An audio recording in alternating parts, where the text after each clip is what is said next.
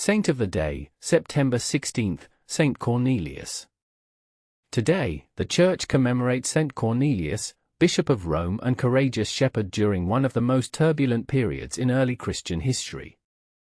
Serving as Pope from 251 to 253 AD, Cornelius guided the faithful with compassion and wisdom, leaving a legacy of mercy and unity in a time of severe trial.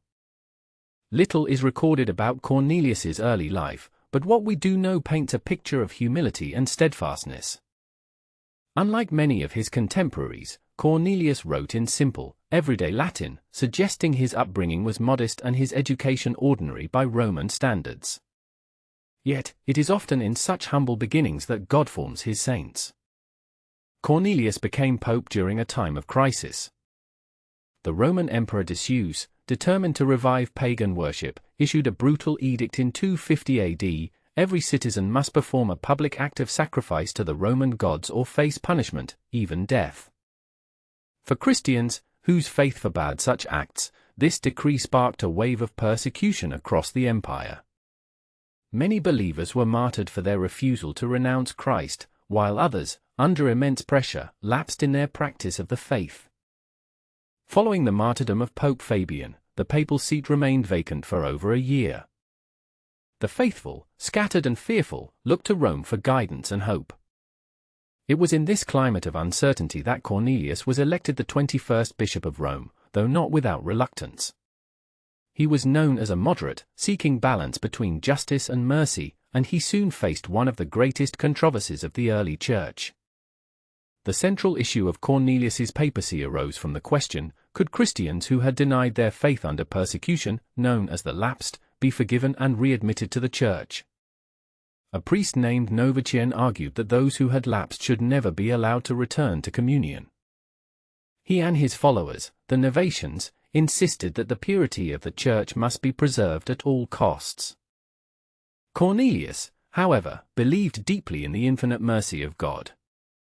Supported by Saint Cyprian, Bishop of Carthage, he taught that sincere repentance should open the way for reconciliation.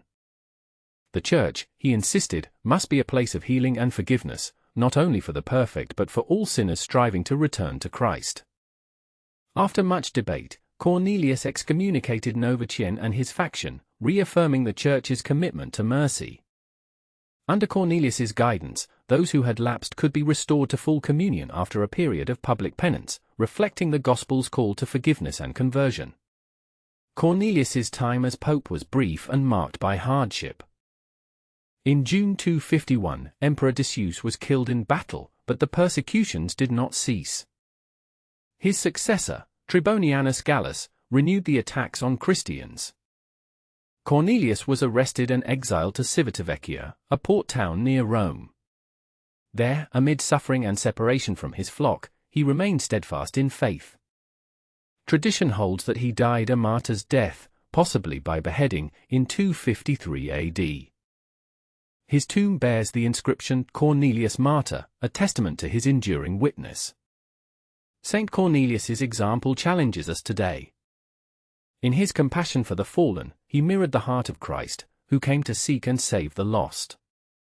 His leadership reminds us that the Church is not a sanctuary for the sinless, but a refuge for all who seek God's mercy. By fostering reconciliation and unity in the face of division, Cornelius helped to preserve the Church through one of its darkest hours.